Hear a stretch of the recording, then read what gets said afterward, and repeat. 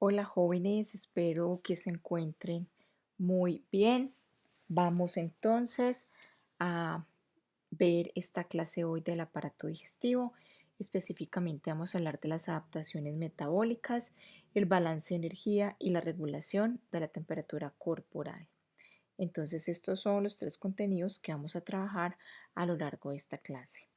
En esta primera parte vamos a ver las adaptaciones metabólicas y ustedes aquí van a ser capaces de comparar muy bien el metabolismo durante los estados absortivos y durante el estado posabsortivo.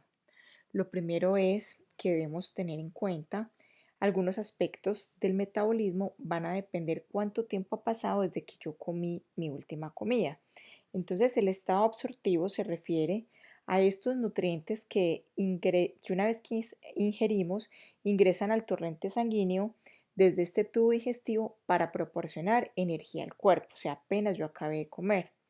Y en el estado posabsortivo, este tubo digestivo carece de nutrientes y la energía que este cuerpo necesita va a venir de la degradación de los propios depósitos de nutrientes que tiene nuestro cuerpo. Entonces, esto es muy importante entender muy bien la diferencia entre el estado absortivo y el estado posabsortivo. El estado posabsortivo, entonces, si pensamos que nosotros desayunamos, almorzamos y cenamos y una comida normal demanda más o menos 4 horas, una vez que terminamos con la cena, podríamos decir que el estado absortivo existe alrededor de 12 horas en el día, ¿cierto? Porque desayunamos, almorzamos y cenamos. Pero las otras 12 horas, después de que nosotros terminamos de comer y que pasan esas 4 horas, donde se necesita dar la absorción de esa última comida, ahí es donde vamos a entrar en el estado post-absortivo. Es decir, estas últimas horas de la mañana, una vez que nosotros cenamos, por ejemplo, a las 7 de la noche, van a pasar 4 horas y ese resto del tiempo el cuerpo va a estar en ese estado post-absortivo.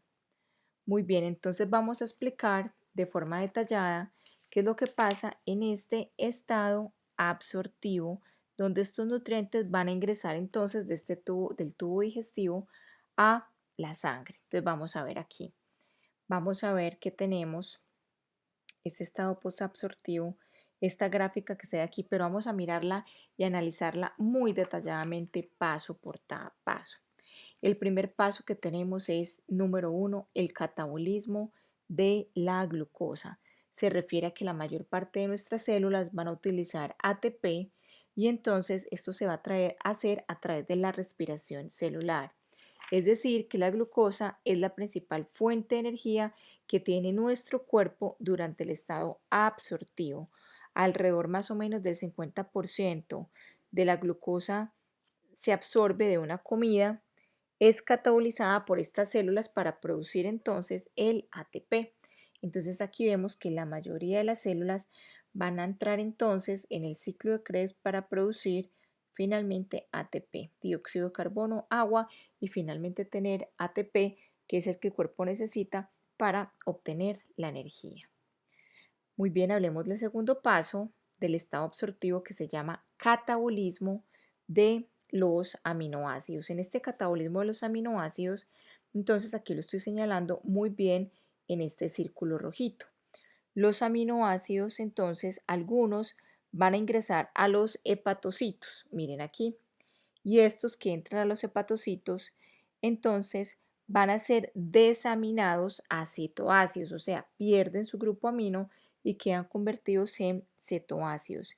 Y estos cetoácidos van a tener la capacidad de entrar al ciclo de Krebs y producir ATP, porque necesitamos energía, o pueden ser utilizados para sintetizar ácidos grasos que luego se van a convertir en glucosa, o también ellos se van a poder convertir pues directamente en glucosa. Entonces aquí los tenemos los cetoácidos que van a pasar ácidos grasos o se van a convertir directamente en glucosa. Muy bien, entonces esto es muy importante, el segundo paso de estos aminoácidos que vamos a tener aquí. vamos a ver entonces que podemos tener también el tercer paso, que es la síntesis de proteínas. La síntesis de proteínas, aquí la estoy señalando.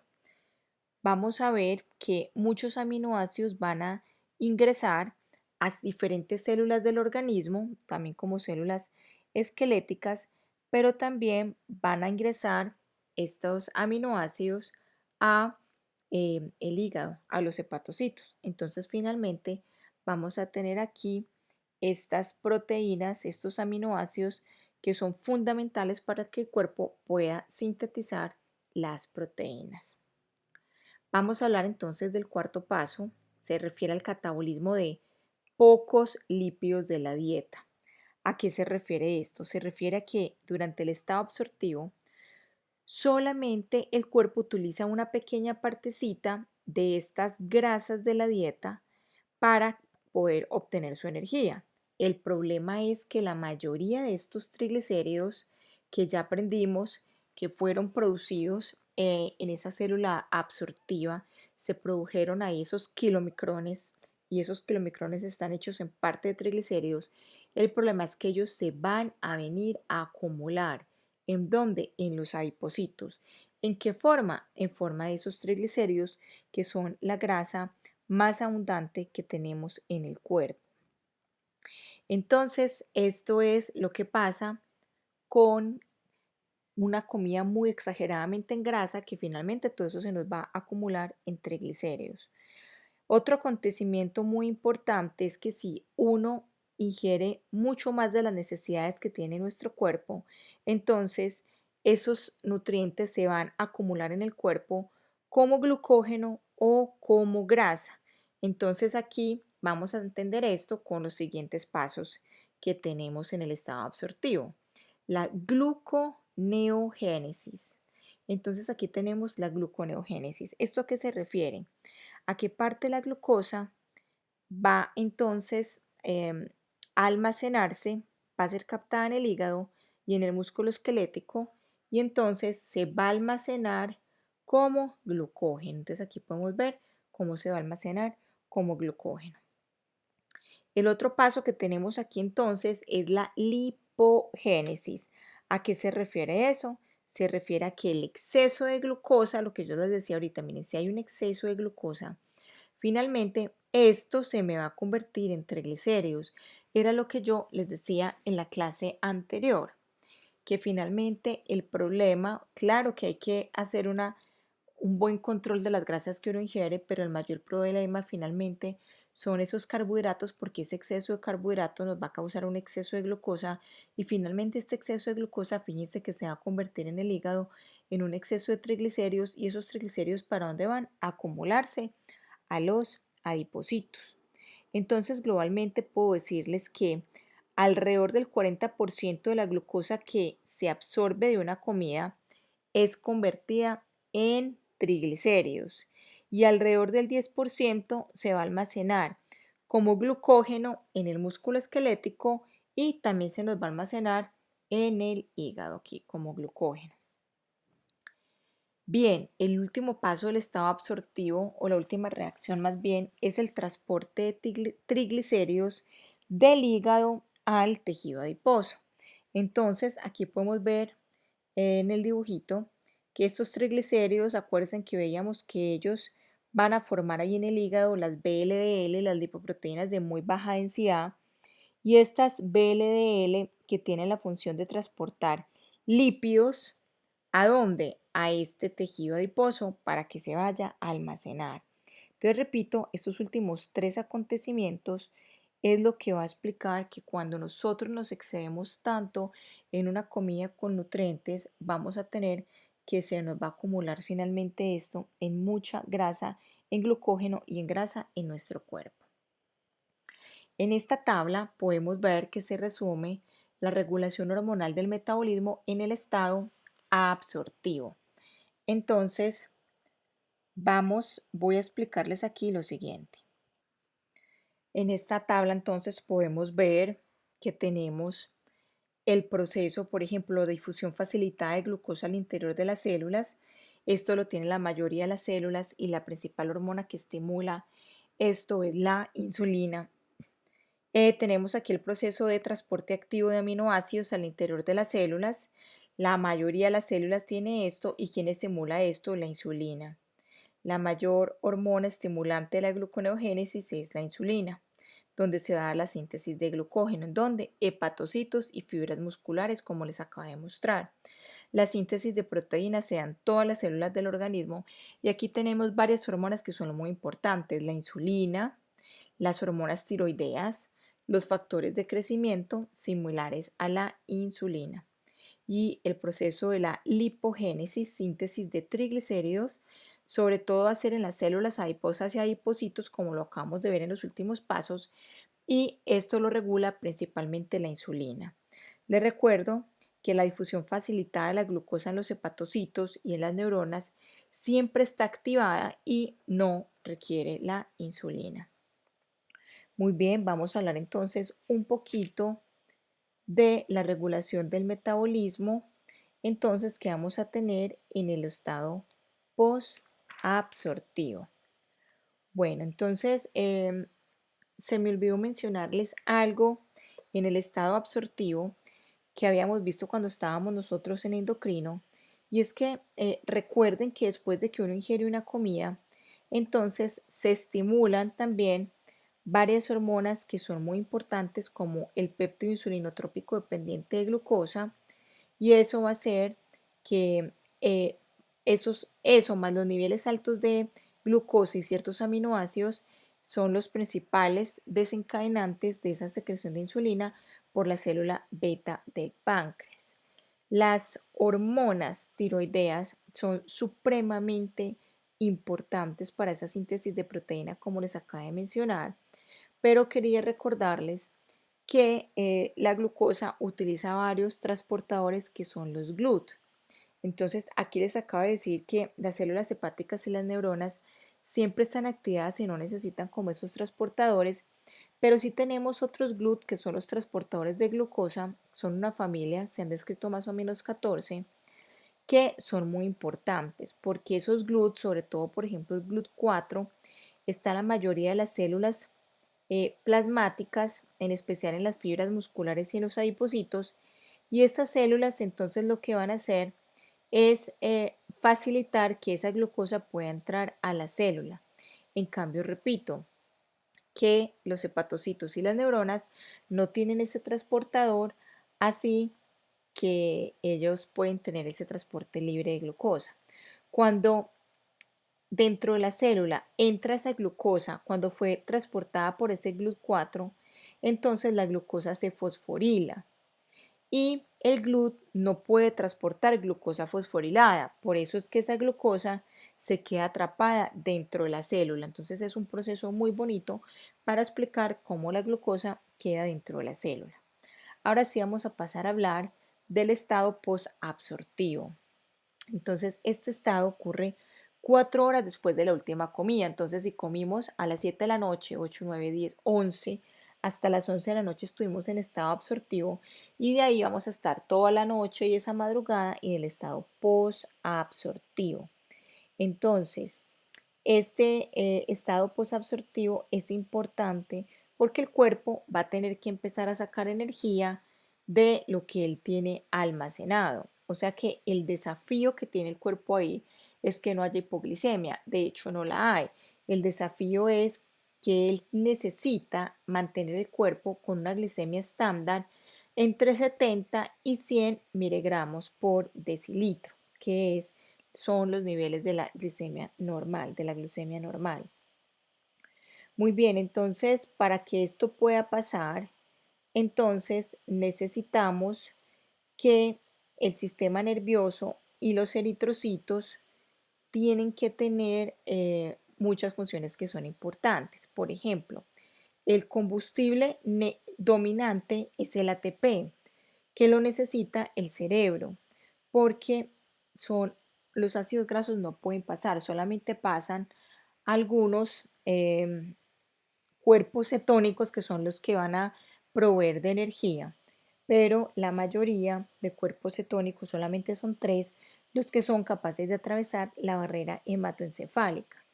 Los eritrocitos obtienen todo su ATP a través de la glucólisis de la glucosa, porque ellos no tienen mitocondrias, porque acuérdense que dentro del eritrocito necesitamos todo el mayor espacio posible para que se pueda transportar la hemoglobina con el oxígeno que ella lleva dentro. Y no es poquito lo que lleva, recuerden que son 280 millones de moléculas de hemoglobina que lleva un solo eritrocito.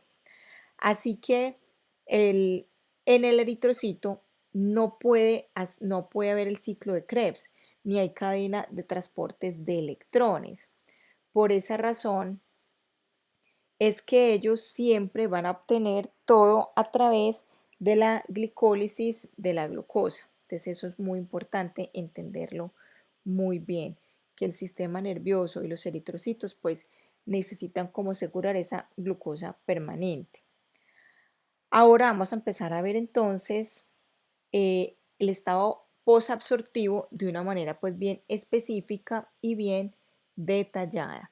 Básicamente se refiere a que necesitamos obtener o formar glucosa a partir de fuentes que no son hidrocarbonadas y esto es lo que llamamos como gluconeogénesis. Esto es lo que llamamos gluconeogénesis. Entonces vamos a empezar a ver este primer punto que tenemos, que es el número 1, que es la glucogenólisis en el hígado. ¿Qué es eso? Entonces aquí lo vamos a ver, que lo tenemos aquí encerradito. En este primer paso de este estado posabsortivo, lo que vamos a ver es que durante este paso es capaz de proveer al cuerpo de glucosa durante 4 horas. Una vez que tiene lugar esta glucogenólisis en el hígado, la glucosa, miren qué bonito acá, se va a poder ir a la sangre para que pueda circular y que pueda proveer de esa energía que necesitamos. El segundo paso se llama la glucogenólisis en el músculo. Entonces, es lo mismo que acabamos de describir en el hígado, pero esto lo que nos va a pasar aquí es en el músculo. Entonces, ¿qué pasa? Que lo que vamos a ver aquí es que esa glucosa es la que nos va a aportar la SATP. Entonces, el glucógeno, que es la forma en que lo tenemos aquí almacenado, este glucógeno va a ser degradado a glucosa 6-fosfato y finalmente esta glucosa 6-fosfato es el que va a ingresar en el ciclo de la glucólisis. Entonces, si hay condiciones anaerobias, ese músculo va a ser capaz de producir ácido pirúvico y ese ácido pirúvico es el que va a tener la capacidad de convertirse en ácido láctico. ¿Qué es lo que pasa cuando estamos haciendo un ejercicio que es anaerobio? Vamos a sentir como ese dolor que tenemos aquí en las pantorrillas y esa es la acumulación de ese ácido láctico. Y finalmente este ácido láctico, miren, va a llegar a la circulación y en la circulación ese ácido láctico va a ser captado por el hígado y finalmente ese ácido láctico se va a convertir en glucosa y entonces esta glucosa del hígado va a pasar a circulación y así nos va a ayudar a mantener entonces la glucemia. El tercer paso es la lipólisis. Entonces vamos a explicar bien la lipólisis. ¿A qué se refiere esto? Lipólisis se refiere a que en este tejido graso los triglicéridos se van a convertir en glicerol y en ácidos grasos. Y estos se van a liberar a la sangre. Miren que aquí estoy mostrando que los dos llegan a la sangre. Este glicerol entonces va a ser captado en el hígado y entonces ahí en el hígado se va a convertir en glucosa. Miren lo que pasa, esto se va a convertir en glucosa. Y finalmente, una vez convertida la glucosa va a pasar a la circulación. Entonces, repito, este glicerol va a ser captado y convertido por el hígado para producir entonces esto. Muy bien, entonces vamos a ver que en el siguiente paso vamos a hablar del catabolismo de las proteínas. Este catabolismo de las proteínas, entonces, se refiere a que vamos a tener acá, como podemos ver en el dibujito, que estas proteínas del músculo en estados de ayuno e inanición, de ahí pues se van obtener aminoácidos.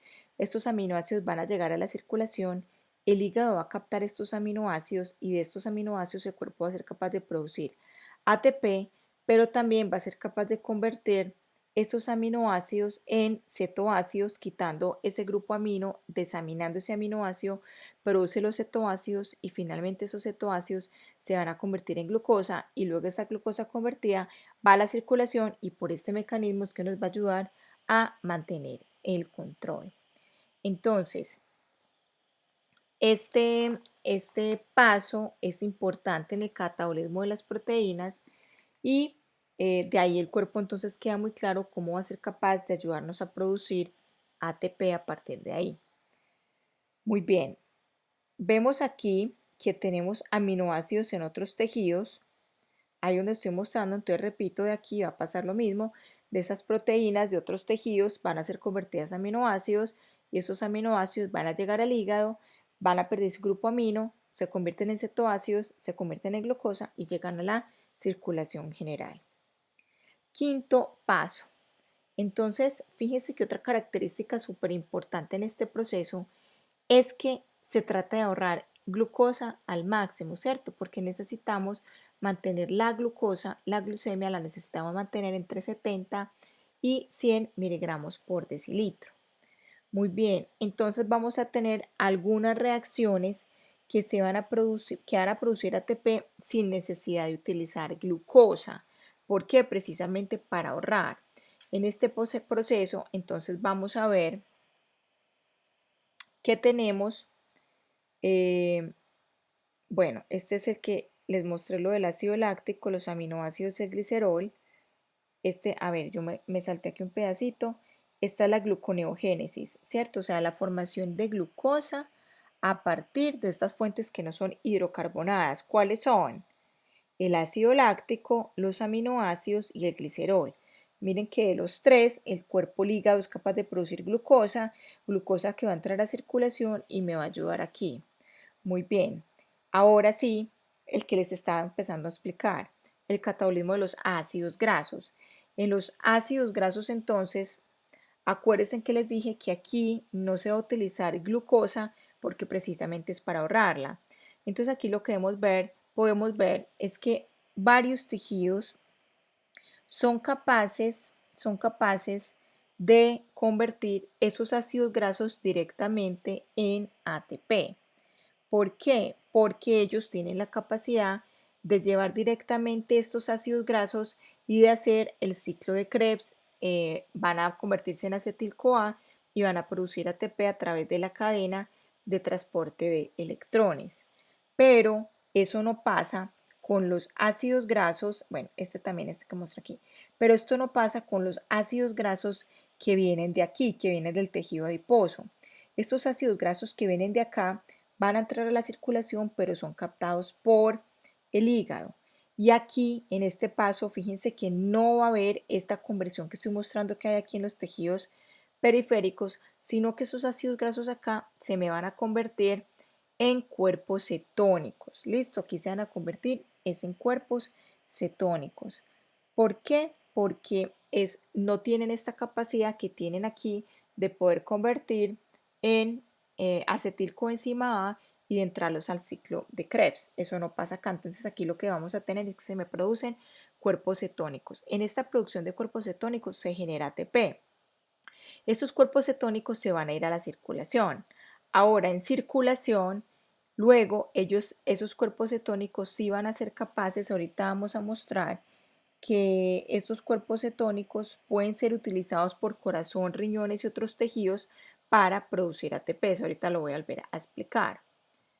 Muy bien, entonces hablemos del séptimo paso, que es el catabolismo del ácido láctico. Entonces, de este ácido láctico, tenemos aquí que el ácido láctico va a ser capaz, vamos a tener que el músculo cardíaco puede producir ATP en condiciones aerobias a partir de este ácido láctico. Entonces, esta es otra forma también en que no viene a partir de la glucosa. Muy bien, entonces aquí estoy mostrando esto del corazón y el ácido láctico. En el paso número 8 tenemos el catabolismo de los aminoácidos.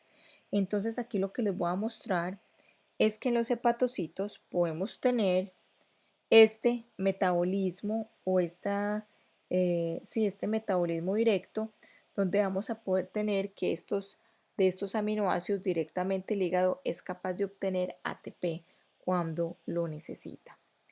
Y finalmente en el paso 9 vamos a tener el catabolismo de los cuerpos cetónicos.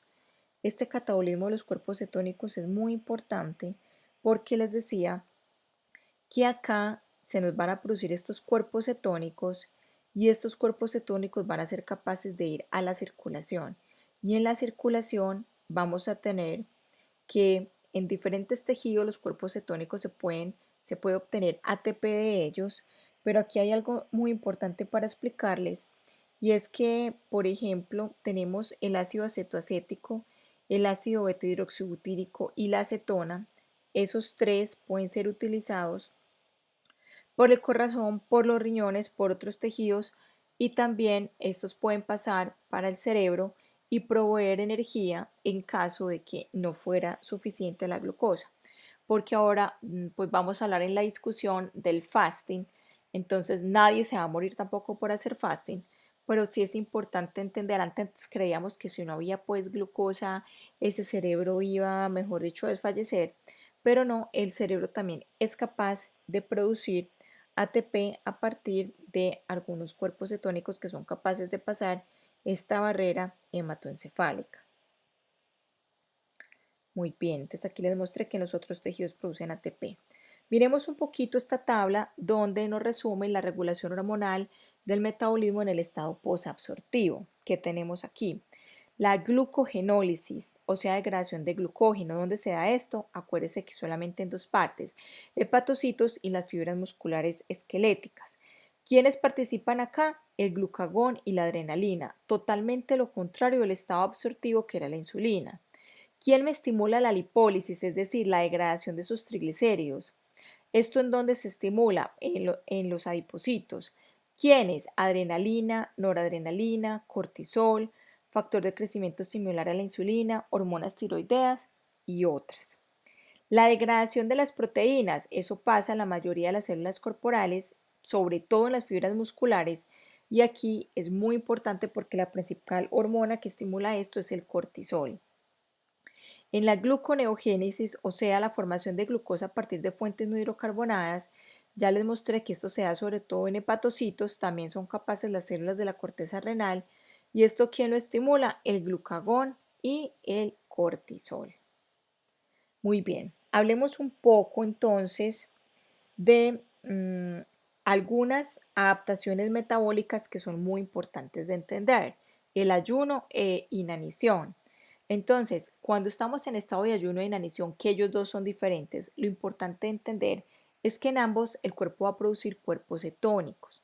El ayuno se refiere a este episodio de pasar sin alimentos desde algunas horas hasta días. La inanición es cuando se implican semanas o meses de privación del alimento o una ingesta insuficiente, cuando cae, por ejemplo, un avión por ahí y todo eso, entonces ya ahí se llega a un estado de inanición. Y repito, ahora lo que está muy de moda son los fasting, que son los ayunos intermitentes. Entonces, ¿qué pasa? Que si yo tengo muchos cuerpos cetónicos por ese ayuno o por inanición o por una diabetes mellitus mal controlada, pensemos qué es lo que está pasando en la diabetes. En la diabetes mellitus, como no está entrando la glucosa dentro de la célula y las células no pueden producir ese ATP, entonces ellos lo que hacen es eh, tratar de obtener ese ATP de los cuerpos cetónicos. Entonces, eso es lo que estoy explicando acá. La insulina inhibe la lipólisis.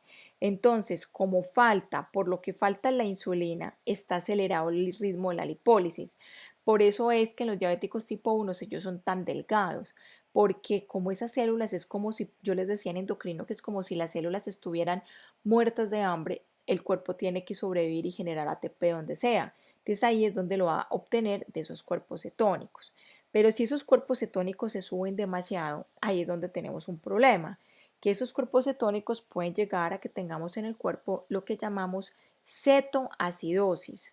Y esa cetoacidosis es algo que es muy grave, porque eso, una cetosis extrema hace que estos diabéticos tengan un olor dulzón por las cetonas, como un aliento a manzana súper característico. Y estas personas pueden presentar desorientación, coma y muerte. Entonces son algunos de esos estados súper graves que nos pueden pasar a los médicos. Pero si yo también tengo una hipoglicemia muy severa, muy grave, porque de pronto ese diabético se le fue la mano a la insulina o se puso la insulina y no comió nada, igual, fíjense que son los mismos síntomas de una hipoglucemia. Entonces yo puedo tener los mismos síntomas prácticamente si está en una cetoacidosis o si está haciendo una hipoglucemia grave, pero los dos tratamientos serían supremamente diferentes. Entonces es muy importante pues hacer un dextrometer, pues rápidamente tener claridad de qué es lo que está pasando. Pues en una voy a tener es que la glucemia está muy bajita y en la otra lo que voy a tener es que me sale son más de 400 o sale supremamente alto. Entonces es un cuadro muy, muy importante y que en su vida normal de médicos generales pues lo van a tener que trabajar bastante. Hablemos un poquito del balance energético. ¿Qué es el balance energético? Vamos a explicar los factores que afectan el índice metabólico y cuál es el papel del hipotálamo en la regulación de la ingesta alimentaria, que también hablamos ayer un poquito. El balance energético se refiere entonces al equilibrio que hay entre lo que ingerimos y lo que nosotros gastamos. Eso es lo que se refiere a balance energético. Cuando el contenido energético de los alimentos equilibra la energía utilizada por las células, el peso corporal se mantiene constante. Pero si lo que nosotros ingerimos es mucho más que lo que nuestras células gastan, entonces eso es lo que va a hacer que nosotros aumentemos de peso. Vamos a explicar bien esto. El término de caloría. Las calorías, eso es el contenido de energía de los alimentos, se expresa en unas unidades que llamamos calorías. Pero ojo con esto, ¿qué es una caloría? Es la cantidad de energía calórica que se requiere para elevar 1 gramo de agua 1 grado Celsius. Entonces, generalmente se utiliza es la kilocaloría. 1000 calorías es 1 kilocaloría. Pero casi siempre cuando hablamos de los alimentos, ustedes van a escuchar que yo digo, no, es que yo les digo que un palito de queso, un buñuelito te puede dar 360 calorías, pero cuando yo diga 360 calorías, en realidad lo que yo estoy diciendo son kilocalorías. Lo que pasa es que la caloría es una medida muy pequeña, entonces por eso hablamos de caloría. Entonces eso es para que ustedes nunca se enreden, que van a escuchar que unos hablan de calorías, otros kilocalorías. Cuando hablamos de esas calorías, esa C va con mayúscula y eso equivale a que son 1000 calorías. Entonces les quiero recordar algo que ustedes yo sé que vieron en primer semestre y es el contenido energético de diversos nutrientes y alcohol. Esto hay que sabérselo para toda la vida.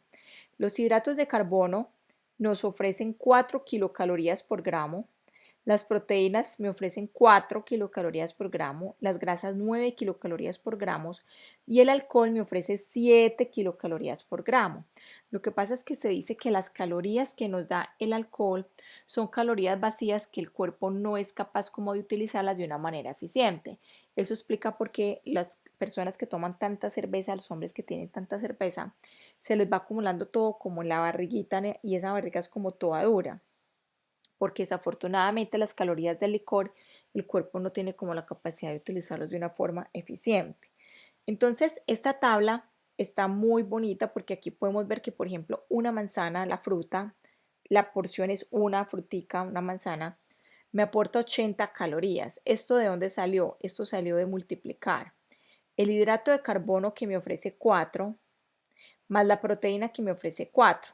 Como me dan lo mismo, si yo sumo 19 más 1, 20 gramos por 4 kilocalorías que me dan, de aquí es donde salen las 80. Miren, por ejemplo, el brócoli. Media taza de brócoli me aporta 16 calorías. 3 son hidratos de carbono y solamente una es proteína. Entonces, si yo hago el cálculo, yo tengo que multiplicar que 4 por 4 me da solamente 16 calorías. Les doy permiso de que coman todo el brócoli que quieran porque es muy saludable y aporta muy pocas calorías. Entonces, si miramos las papitas, las papas al horno da 160 calorías, pero 35 son en hidratos de carbono y 5 es en proteína. Pero el problema es cuando nosotros hacemos esas papitas fritas que las fritamos en aceite. Aquí ya le ponemos todas las calorías del mundo en esa grasa que le estamos poniendo. Y acá si vamos mirando, por ejemplo, miremos un pollo al horno, entonces vamos a ver que tiene 26 gramos de proteína y 6 gramos de grasa. Para que ustedes vayan aprendiendo eso mientras llegan a nutrición, la carne que te sirve tu mamá, carne, pollo o pescadito, más o menos esa carne o pollo son 100 gramos de carne o unos 100 gramos de pollo, una porción normal. Pero eso que usted se está comiendo en el plato, en realidad lo que es ahí de proteína pura, solamente son 20, porque esa carne también trae carbohidratos, también viene con otras cosas, lo que es de ahí pura es 20 gramos. Miren, por ejemplo, cosas que nos van a dar duros. Una Big Mac de McDonald's da 541 calorías. Y de aquí 45 son de hidratos de carbono, 29 en grasa y 25. Puede que ustedes me vean, no sé, una vez al mes o una vez cada 2 meses comiéndome una hamburguesa. Porque es que fíjense que es demasiadas las calorías que da. Sobre todo que usted no se come la hamburguesa sola, uno se come la hamburguesa con las papas fritas. Entonces son pecados que van sumando en el día a día para que uno pues aumente de peso. Miren, por ejemplo, una Whopper de Burger King, que es tan rica. 710 calorías sin la gaseosa y sin las papas fritas. Y sin sumar aquí todas las salsas que uno le pone. 52 gramos de carbohidratos, o sea que aquí van 5 por 4, 200 vienen de carbohidrato de la grasa. Entonces las grasas se multiplican por 9. 42 por 9. Muy bien, y las proteínas 31 por 4. Si yo sumo eso es lo que me da 710. Miren la pizza, una porción miserable de pizza da 282, casi 300 calorías. 27 vienen de carbohidrato, 14 vienen de la grasa y 12 vienen de la proteína. Entonces uno no se come una porción. Mínimo las mujeres nos comemos dos, o sea que en una pizza yo me estoy comiendo 600 calorías. Falta la gaseosa. Y los hombres se comen 3, 4 o 5 pizzas. Y si son bien grandes, como dan. Y yo no me quiero imaginar ni cuántos pedazos de pizza se puede comer. Todo esto va sumando. Entonces ustedes ahorita me dirán, bueno, profe, y entonces, ¿cuántas calorías uno tiene derecho? Entonces ya ahorita les voy a decir eso. Miren, por ejemplo, una tortica de chocolate. 247 kilocalorías, 35 de carbohidrato, 11 de grasa y 2 de proteína. La manteca, una cucharada sopera de manteca, miren todo lo que da, 12 gramos. ¿Qué es la manteca? Ese aceite donde la mamá suya cocina y frita y frita y frita y refrita y hace de todo. Eso tiene 12 gramos de grasa y esto por 9 te da 108 gramos, 108, perdón, calorías. Miren la mayonesa es pura grasa. Una cucharada de mayonesa te puede aportar 11 gramos de grasa, o sea, 11 por 9, 99 kilocalorías. Yo sé que esto es muy triste ver esta tabla, pero es importante entenderla para aprender qué alimentos le vamos a recomendar a las personas de una forma más saludable. Bueno, miren una gaseosa de 354 ml, que yo les digo a ustedes que toman veneno. Esto no trae sino 40 gramos de carbohidratos, o sea, una gaseosa es puro azúcar. Y 40 por 4, 16, o sea, 160 kilocalorías. La leche, entonces acuérdense que la leche trae carbohidrato, trae grasa y también trae proteína. Entonces aquí explica de dónde salen las calorías de la leche. Miren un jugo de naranja a la mañana, eso es puro hidrato de carbono 25 y 2 de proteína. Y a eso, fuera de todo, se le quitó la fibra. Que yo siempre les digo a ustedes, el jugo de naranja, veneno, porque si usted le quitó la fibra, usted lo que está haciendo es tomarse una cosa súper dulce, la glucosa y un disparo de insulina impresionante, eso no está bien, más bien lo que yo les digo, parta la naranjita y se la come completa y así se va a hacer mejor. Hablemos un poquito de estos licores que a ustedes les interesa saber de esto. Por ejemplo, 5 onzas, o sea, una copa de vino blanco, me da 14 gramos de alcohol y el alcohol me da 7 calorías.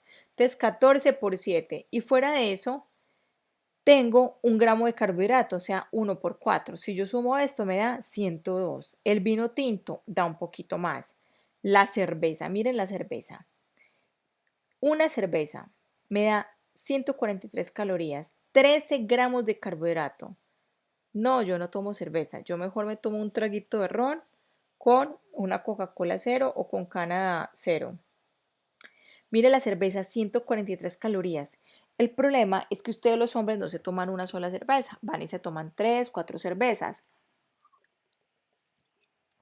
Y si ustedes se toman esas cervezas, entonces todo eso se les va a ir acumulando ahí en la barriga de cervecero que tienen ya cuando son grandes.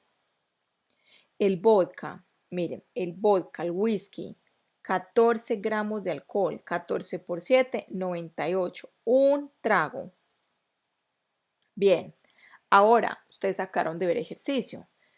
¿Cuántas calorías ustedes van a liberar cuando hacen ejercicio? Entonces, si ustedes hacen ejercicio aeróbico bien intenso, en una hora uno podría quemar 419 calorías. Si hago canotaje, 248. Si bailo, 332. Limpiando la casa, pero una casa grande, 202. Trabajo de oficina, 105. Tocar el piano, miren, leer lo poquito que nos da, 86. Caminar 5 kilómetros, 250. Correr, uff, eso se aumenta mucho, el doble. Estar sentado, 102. Estar de pie, bueno, aquí podemos ver, miren la natación cómo es de buena. Natación, una hora de natación puedes quemar 572 calorías y si la piscina es fría, quemas más porque el cuerpo tiene que mantener la temperatura. Bueno, chatear, miren, no quema sino 40 calorías. Entonces, si va a chatear, vaya haciendo alguna otra cosita para que pueda quemar más calorías. Hablemos del índice metabólico, el cual refleja la cantidad de energía utilizada por las reacciones metabólicas en el tiempo. Entonces hay varios factores que me afectan este índice metabólico, las hormonas. Ya sabemos, por ejemplo, que los hombres tienen un índice metabólico más alto. Fíjense que uno no puede comer lo mismo que come el esposo, que come su papá si usted es una mujer o sus hermanos, porque entonces usted se va a volver una bolita. Porque los hombres tienen un índice metabólico muchísimo más alto que el de nosotras las mujeres. El ejercicio también aumenta el índice metabólico, el sistema nervioso, la temperatura corporal, la ingestión de alimentos, por ahí se quema mucha caloría. La edad, los niños, los adolescentes, tienen disparado el índice metabólico. Bueno, y ya les dije que, por ejemplo, el hecho de ser hombre, el clima, bueno, hay cosas que influyen. Cuando yo hago un ejercicio agotador, eso aumenta 15 veces el índice metabólico respecto al basal. Miren por qué les digo que el ejercicio es el mejor medicamento, muchachos. En los deportistas de alto rendimiento puede ser que esto aumente hasta 20 veces el índice metabólico. No sé si alguno de ustedes ha escuchado la cantidad tan exagerada de comida de Michael Phelps, pero es que ese hombre nadando 8 horas diarias, ¿cuántas calorías quema? Bueno, hablemos un poco de las hormonas que me afectan el índice metabólico. Como ya hemos visto en endocrino, que las hormonas tiroideas son súper importantes porque ellas me van a estimular eh, toda esa respiración celular y ellas son muy importantes porque me van a aumentar la temperatura y por este lado es que yo voy a tener que se aumenta ese índice metabólico. Entonces ellas son supremamente importantes. La testosterona, entonces les decía que la testosterona es una hormona que pues la tienen más alta los hombres y ella es la que explica por qué los hombres tienen un metabolismo mucho más alto que el de nosotras las mujeres. Muy importante. La insulina aumenta el índice metabólico y la hormona del crecimiento humano también me afecta el índice metabólico. Muy bien, durante el ejercicio o una situación de estrés, la adrenalina y la noradrenalina aumentan el índice metabólico. Por eso es que también cuando uno hace ejercicio, tú vas con un entrenador, te obligan a tener una alta intensidad. ¿Para qué?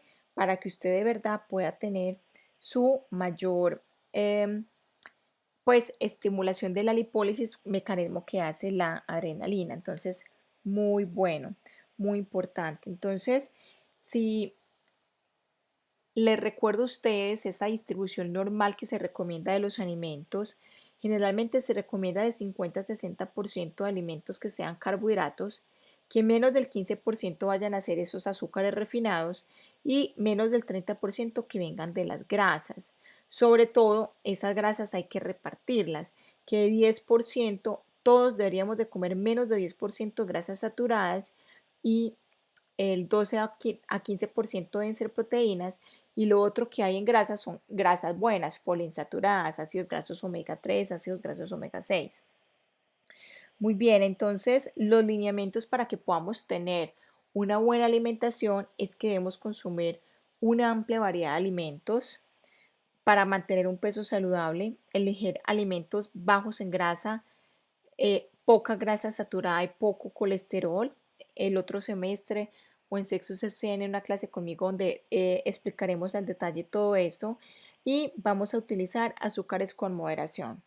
Ojalá puedan utilizar stevia, que es un endulzante natural, pero como yo les decía en la clase de ayer, tampoco se puede restringir todo, o sea, tiene que haber algo de placer porque el cerebro también genera dependencia, entonces tiene que haber algo de recompensa.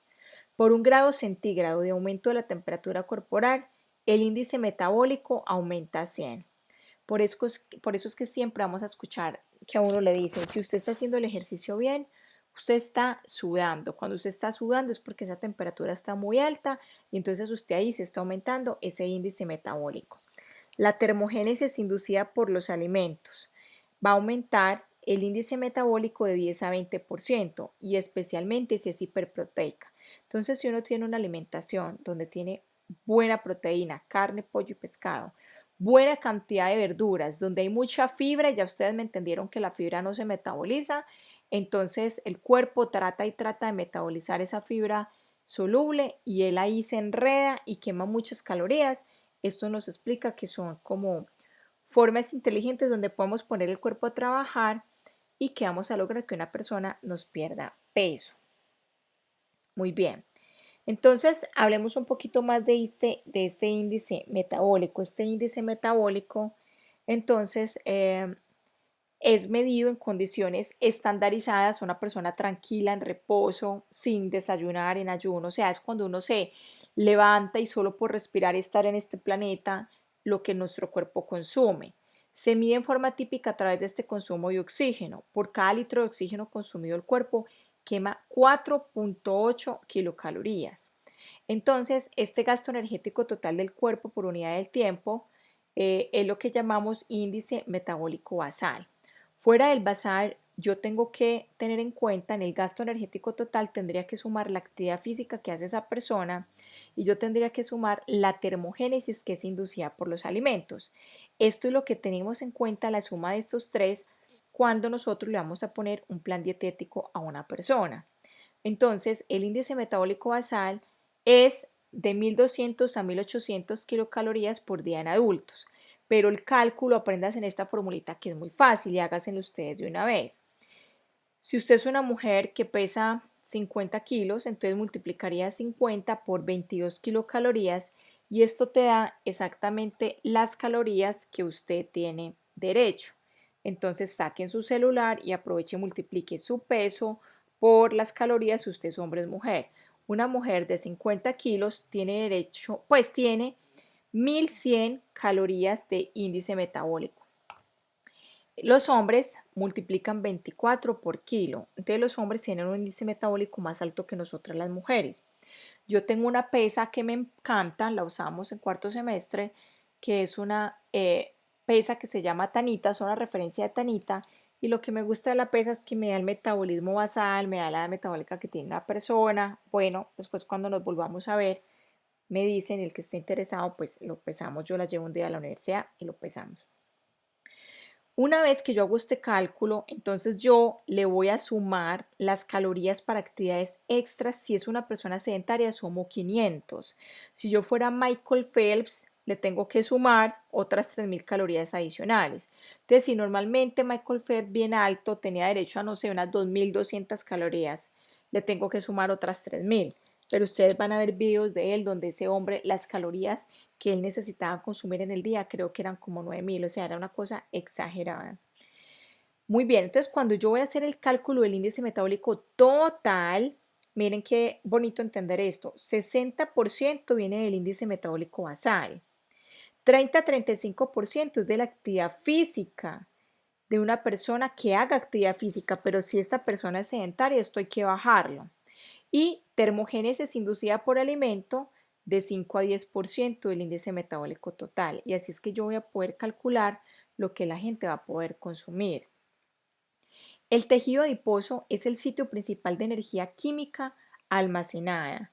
Entonces, les decía que el problema es cuando el consumo de energía excede la producción de energía y se catabolizan esos triglicéridos del tejido adiposo. Cuando la producción de energía excede ese gasto, entonces se van a almacenar los triglicéridos y cuando es al contrario, se gastan, se catabolizan esos tejidos. La ingesta de los alimentos está regulada por muchos factores. Yo creo que ya los entendemos muy bien después de haber visto endocrino.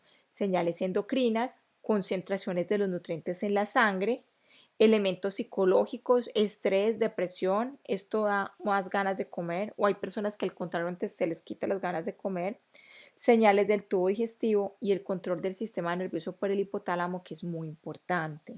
Hay unos reguladores hormonales claves del apetito y la saciedad. Tenemos aquí 4 hormonas que ya hemos hablado de ellas. La leptina, que me inhibe la ingesta de alimentos y me estimula la liberación de melanocortina. El neuropéptido Y, que me estimula la ingesta alimentaria. La melanocortina, que me inhibe la ingesta alimentaria con la leptina. Y la grelina, que me estimula la ingesta alimentaria y estimula la liberación de neuropéptido Y en las neuronas hipotalámicas. Entonces ayer uno de ustedes preguntaba que por qué el uno que no entendía. No, es que no es uno específico, es que es un proceso que es regulado a la vez por varias de estas hormonas para que finalmente usted tenga hambre o para que finalmente tú tengas saciedad. La obesidad ocurre cuando se acumula mucho tejido adiposo en el cuerpo. Si el cuerpo pesa más del 20% del estándar deseable, entonces esta persona va a tener obesidad y el tratamiento es muy difícil. Más de 400 genes están implicados en la obesidad. Entonces ustedes ahí en el libro pudieron encontrar que se trabajó mucho un gen de la leptina en los ratones que se pensaba que las personas que eran obesas eh, tenían la leptina bajita y resulta que cuando se logró medir la leptina antes la tenían alta. Entonces yo les explicaba en la clase anterior que el problema es que la leptina está muy alta en las personas que tienen sobrepeso porque claro, si tienen mucho tejido adiposo, hay más células produciendo leptina, entonces esa leptina está muy alta, pero esa leptina alta es como si tuviera inundado el cerebro, ese hipotálamo, y entonces el hipotálamo genera como una resistencia a esa leptina o no sabemos si es que hay receptores resistentes a la leptina y entonces esa leptina no es capaz de entrar bien al hipotálamo y si no es capaz de entrar bien no nos va a dar la señal de que genere saciedad y que la persona coma menos.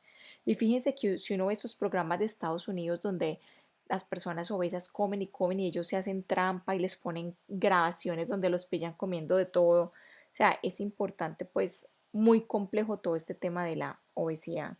Pero el mejor tratamiento que les puedo dar es una dieta. Acuérdense que les dije, me encanta hacer liposcultura con los alimentos y tenemos que hacer ejercicio y enseñarle y obligar a la gente de buena forma que hagan ejercicio porque eso es lo que nos va a estimular el metabolismo basal.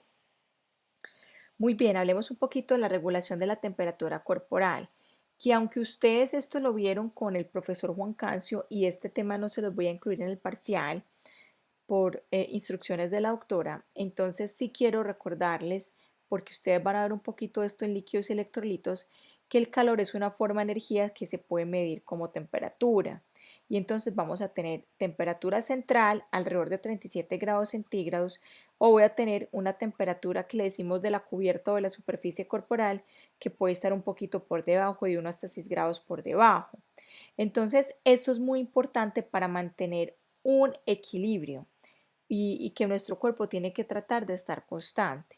Pero hay unos mecanismos de transferencia de calor, evaporación desde la superficie cutánea, radiación por el sol, convección debido a la frisa, por ejemplo, del océano, conducción del brazo de la tabla del surf que está más fría, conducción por aquí por el pie de esta persona que está tocando aquí esta arena que está fría con un poquito de agua.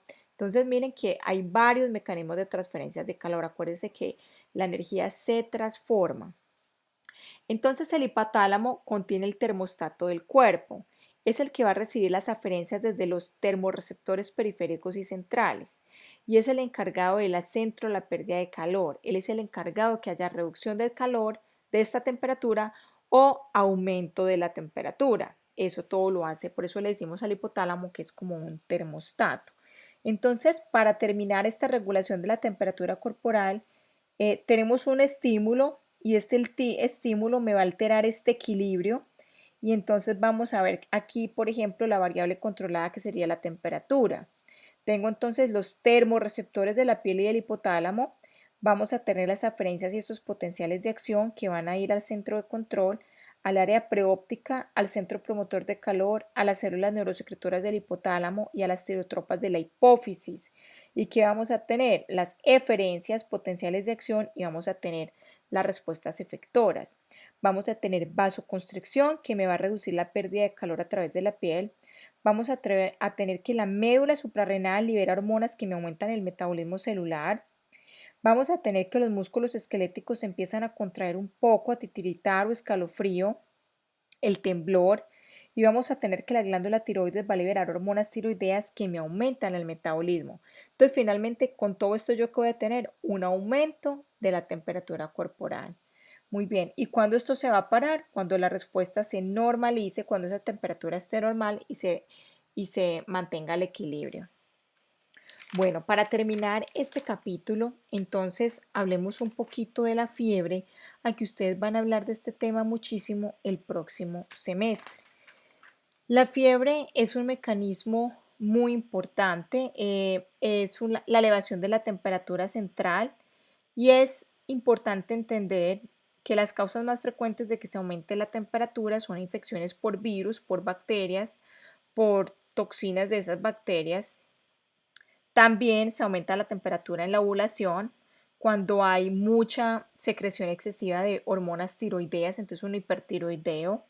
Puedo tener también que se aumente esto por tumores, por reacciones a vacunas, o sea, pueden ser muchas las causas de la fiebre, pero es importante entender que cuando los fagocitos ingieren ciertas bacterias, ellos se estimulan para secretar un pirógeno y ese pirógeno es el que produce la fiebre.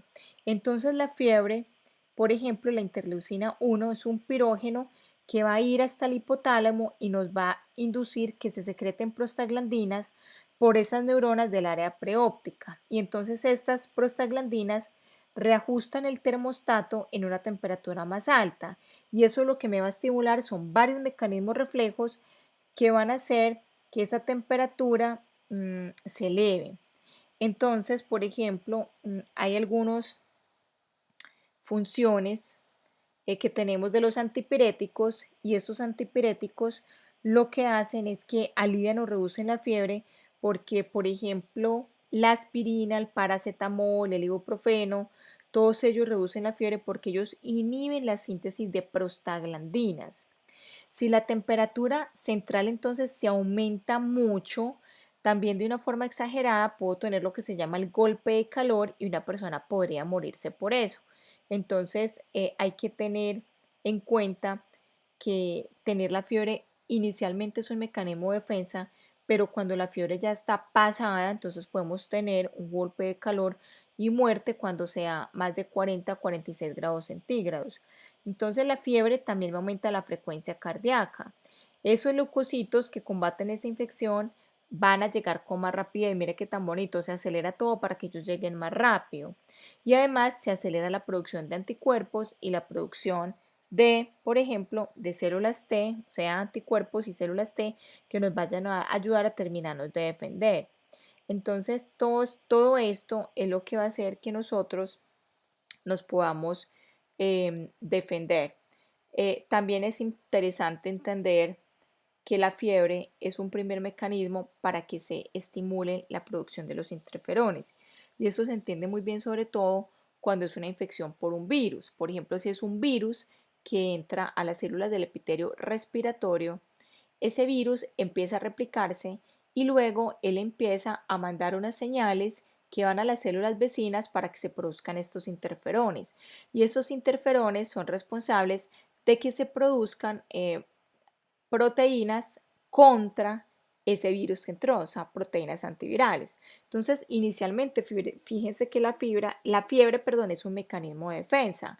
Además, aumenta estos fagocitos que les decía, va a aumentar la frecuencia cardíaca para que lleguen más rápido todas estas células de las defensas y se aumenta toda esta producción de anticuerpos y proliferan todas las células que nos van a ayudar a defender.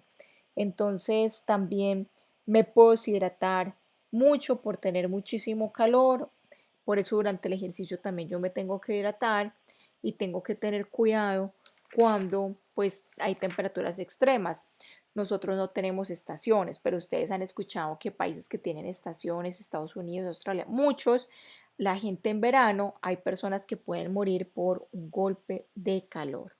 Bueno, jóvenes, qué rico, resolveremos dudas y nos vemos en otra oportunidad.